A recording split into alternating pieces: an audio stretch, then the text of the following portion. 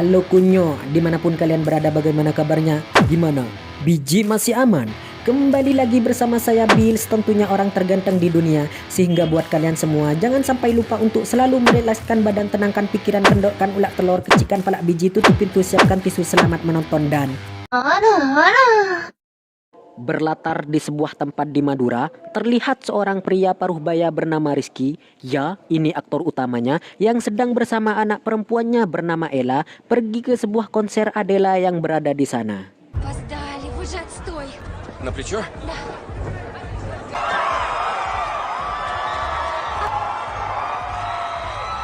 Dan ya, Rizky merupakan tipikal bapak-bapak yang sangat memanjakan anaknya, di mana dia harus rela menemani anaknya datang ke konser tersebut, walau sebenarnya Rizky sangat tidak suka keramaian. Dan ya, saat Rizky mengantri bersama anaknya, dia menyadari bahwa konser ini sangat dijaga ketat.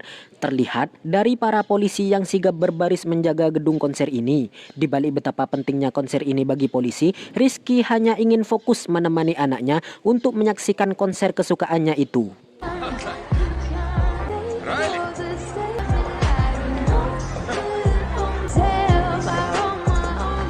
Hingga saat konser mau dimulai, Rizky melihat banyak penjagaan dari polisi-polisi, di mana di sana terlihat beberapa polisi yang sedang mengamankan seseorang yang dianggap misterius. Ya, ini dia Jihan Audi, sosok yang sangat terkenal di kalangan masyarakat Konoha, khususnya para remaja, di mana di sana terlihat jelas keriuhan penonton dan juga Ella anaknya Rizky yang sangat antusias, sehingga itu membuat Rizky gembira juga.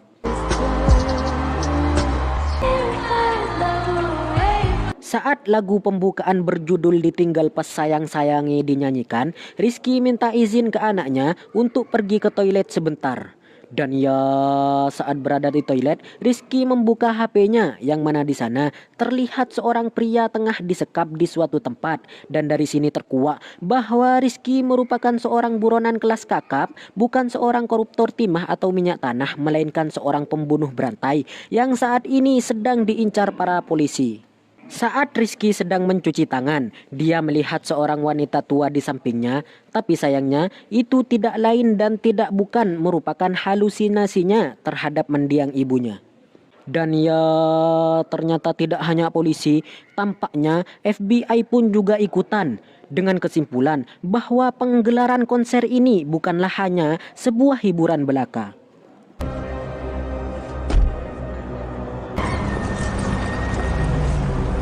Di dalam ruangan, lagi-lagi Rizky melihat beberapa polisi yang sedang kesana kemari mengamankan orang-orang yang dianggap mencurigakan. Tak lama kemudian, Jihan pun break sebentar sehingga membuat Rizky dan Ella menuju sebuah kios untuk membeli ayam geprek dan mie gacoan. Tapi sayangnya, si Ella sedikit terlambat di mana mie gacoan habis terjual semuanya sehingga membuatnya sedih. Rizky pun merayunya untuk bersabar dan tidak bersedih, mungkin emang bukan rezekinya, sehingga membuat seorang pelayan bernama Edo merasa kasihan dan kagum dengan ketulusan sang ayah, sehingga dia pun berkata bahwa masih ada satu porsi lagi di dalam gudang yang merupakan jatahnya, di mana si Edo akan memberikan jatahnya itu pada Ella. Sadar bahwa Edo merupakan seorang pria baik hati, tapi terlalu naif dan bisa dimanfaatkan, membuat Rizky memiliki sebuah ide untuk menanyakan alasan banyak aparat kepolisian serta FBI di konser ini. Слыхал о мяснике? Да. И собираются поймать его. Боже, серьезно? Ya, ternyata benar sesuai dugaan, di mana ternyata para aparat kepolisian serta FBI bertujuan untuk menangkap sang pembunuh berantai yang tidak lain dan tidak bukan dan cuma satu-satunya yang ada. Dia adalah si Rizky, bukan kaleng-kaleng.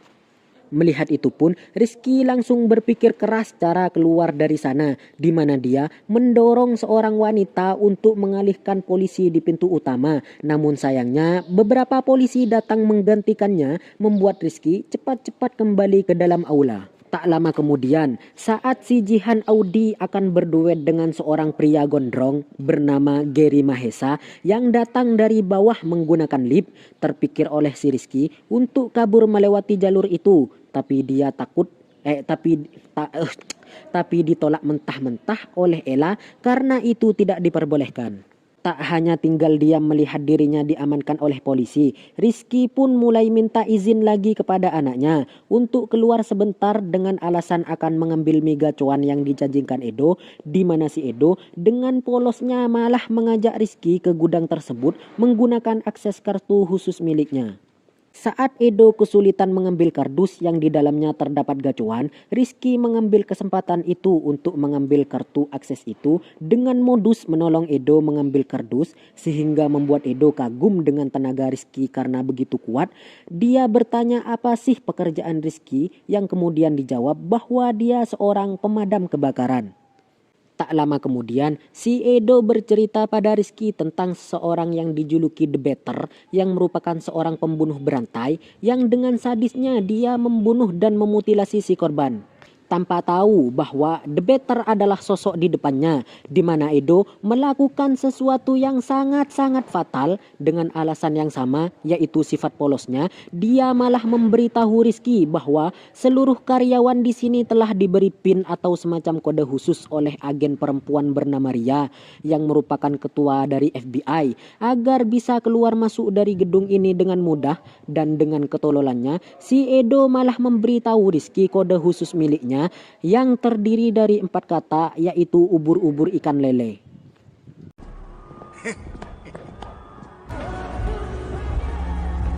Setelah mendapatkan kartunya, Rizky pun mencari sebuah tempat yang dirasa terdapat jalan keluarnya, sampai-sampai dia tiba di sebuah tempat yang sangat banyak polisinya untuk melakukan survei para pengunjung.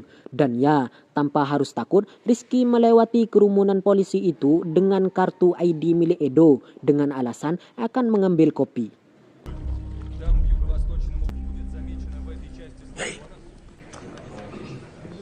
Saat keluar dari sana, Rizky berhasil mengambil satu kontak milik polisi sehingga dia dapat mendengar seluruh percakapan semuanya.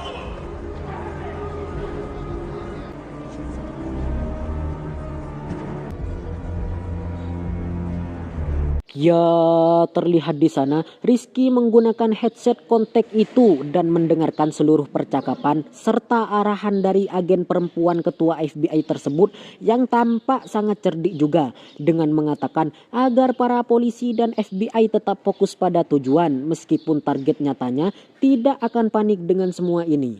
Rizky pun sadar bahwa waktunya tinggal sedikit. Dia pun sekali lagi minta izin pada Ella untuk keluar dengan alasan HP-nya tertinggal. Dan ya, ternyata agen FBI perempuan itu sangatlah cerdas, di mana terlihat bahwa agen itu memberitahu para krunya lewat kontak bahwa kemungkinan Rizky akan menggunakan keributan dengan menekan tombol kebakaran untuk keluar, sehingga Rizky yang awalnya berniat begitu langsung mengurungkan niatnya. Tak menyerah, Rizky pun menuju dapur dan mengambil botol minyak, kemudian ditaruh di dalam minyak mendidih sehingga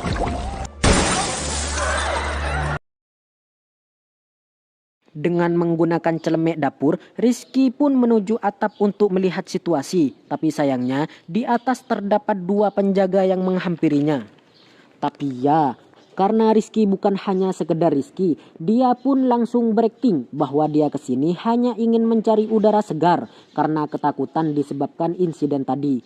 Rizky pun membaca kode yang diberi Edo dan memperlihatkan kartu ID yang ada di kantong celemek itu.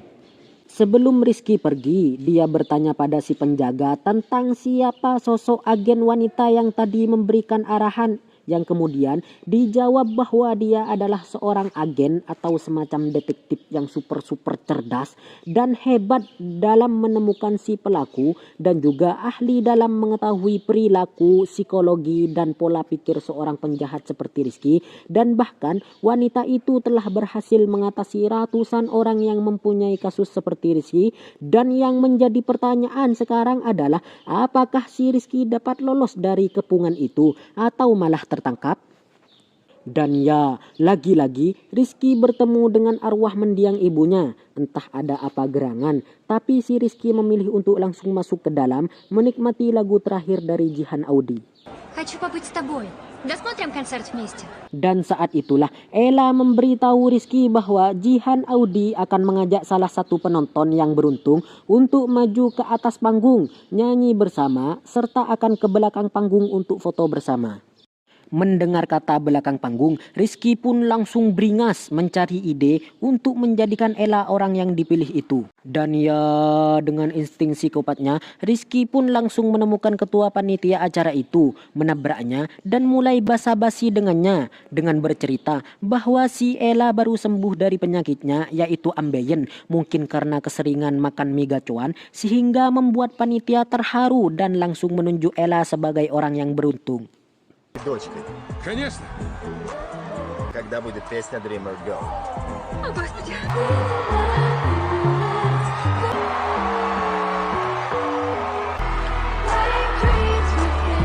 Setelah konser, Jihan membawa Ella dan Rizky ke belakang panggung untuk berfoto, di mana Rizky melihat sebuah kesempatan bahwa ternyata Jihan adalah orang yang baik.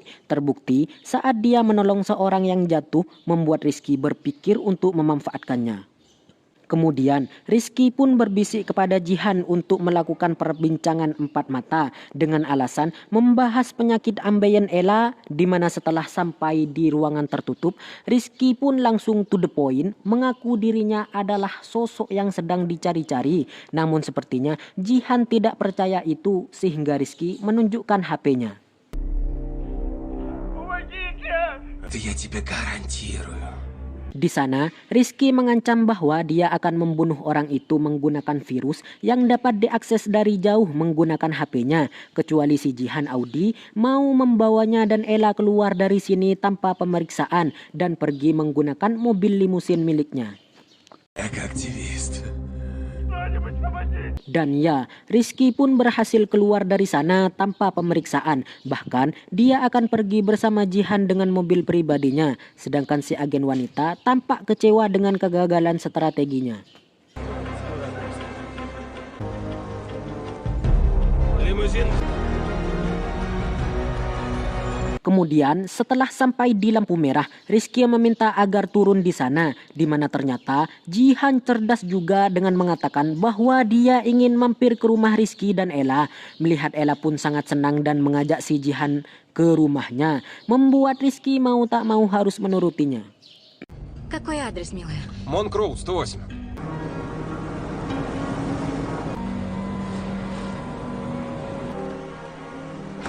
Sesampainya di rumah, istri dan anak bungsu Rizky pun menyambutnya dan menyuruhnya masuk terlebih dahulu, di mana si Rizky langsung memperingatkan si Jihan agar tidak macam-macam atau dia akan membunuh orang yang disekap itu. Tak lama kemudian, Jihan bermain piano dan Rizky pun menyuruh Ella agar bermain bersama dengannya, yang mana hal itu langsung direkam oleh Rizky, tapi naasnya si Jihan langsung merebut HP itu dan membawanya kabur ke toilet. Возьми папин. Мне надо в туалет. Где он у вас?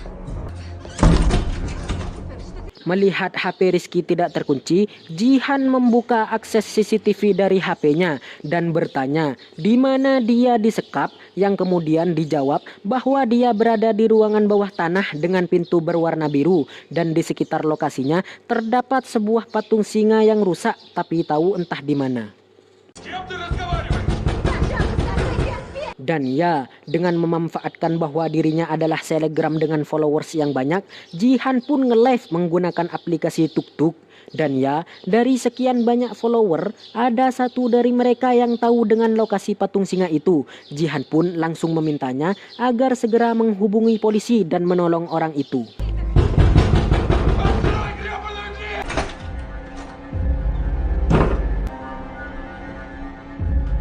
Rizky pun berhasil membukanya dan langsung memeriksa korban, yang mana di sana terlihat bahwa korban berhasil diselamatkan. Sadar bahwa dirinya telah ketahuan, Rizky pun membawa Jihan pergi menggunakan mobil istrinya yang ada di bagasi. Sebelum mereka pergi, terlibat sebuah perbincangan di mana Jihan bertanya mengapa si Rizky bisa jadi seperti itu. Rizky pun menjawab bahwa dulunya dia sering dianiaya oleh ibunya sendiri, yang kemudian disebabkan hal itu terbentuklah jiwa monster di dirinya Rizky yang balas dendam dengan menculik dan membunuh korban secara acak. Бывает. Мама. Tak ingin berbelit-belit dengan itu, Rizky pun membuka garasi, tapi ternyata keluarga Rizky sudah berada di depan sana setelah berhasil keluar dari kamar.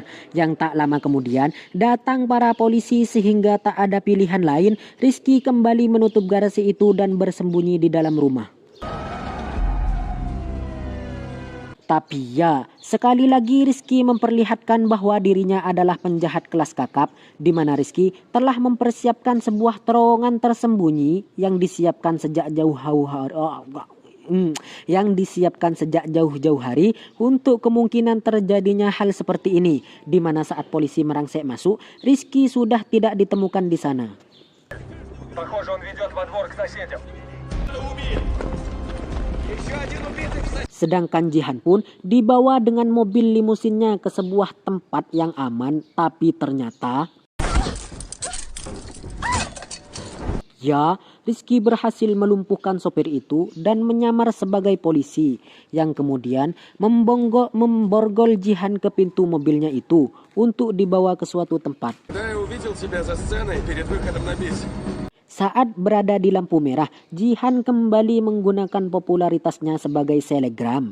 Dia membuka kaca mobil sehingga membuat orang-orang mengurumuninya. Tak hanya itu, Jihan pun berhasil melepaskan besi yang menjadi kait borgolnya, kemudian langsung keluar dari mobil itu. Tak lama, agen wanita dan polisi pun datang dan meminta agar orang-orang menjauhi mobil itu serta menembak ban mobil agar Rizky tidak kabur. Tapi ternyata setelah diperiksa, Rizky sudah tidak ada karena telah kabur duluan dan berbaur dengan orang-orang.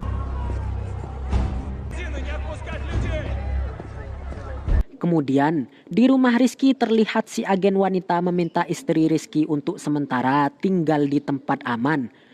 Tapi ternyata dia tidak mau meninggalkan rumah itu. Alhasil dia tetap tinggal dengan dijaga oleh 2 polisi di depan rumah. Kemudian istri Rizky melihat kejadian penculikan korban yang telah beredar di media sosial, di mana dia tak percaya ternyata selama ini dia hidup dengan seorang pembunuh berantai. Tapi Ты всегда так стоишь. ternyata Rizky kembali ke rumahnya itu dan menanyakan pada istrinya kenapa dia mengkhianatinya, yang mana sebenarnya otak dari penjebakan dengan konser itu merupakan istrinya sendiri. Dan ternyata sepandai-pandainya tupai melompat pasti akan jatuh jua. Begitupun dengan Rizky, yang mana menurutnya selama ini dia telah bertindak tanpa jejak. Tapi ternyata istrinya mulai curiga dengan itu disebabkan si Rizky selalu keluar malam-malam. Dan saat pulang bajunya bau pemutih dan kadang-kadang amis darah juga. Dengan menggunakan nama samaran, istrinya menelpon polisi dan memberitahu ciri-ciri Rizky, serta dia juga akan pergi ke konser itu bersama putrinya. Hal itu dilakukan untuk membenarkan kecurigaannya. Tapi pada akhirnya, Rizky membuka bajunya dan mengambil sebuah pisau untuk membunuh istrinya dengan alasan pengkhianatan. Namun sebelum itu, si istri mengulur waktu dengan mengajak Rizky makan kue buatan Ella dulu. Melihat itu kue buatan putrinya, Rizky pun tidak menolak. В том...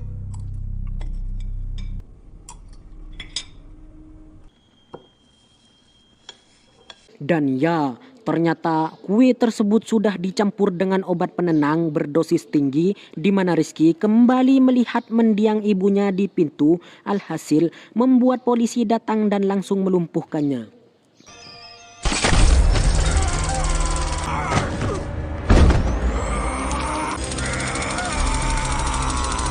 Dan ya, ternyata ini merupakan rencana si agen wanita di mana dia kembali menggunakan istrinya sebagai umpan untuk menangkapnya. Alhasil, Rizky pasrah dibawa polisi ke mobilnya. Tapi sebelum itu, dia sempat minta izin untuk mendirikan sepeda Ella yang jatuh. Dan tak lama setelah itu, Ella datang memeluk ayahnya untuk terakhir kalinya.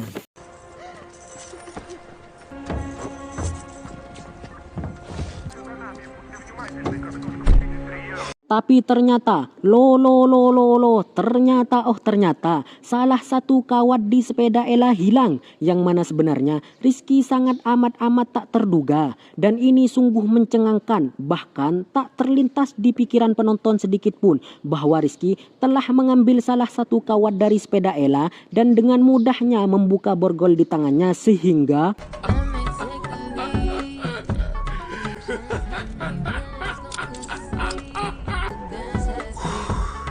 the ending yang sangat menglololohkan. Pesan yang bisa kita ambil dari film ini bahwa sebaik-baiknya tupai melompat pasti akan jatuh jua.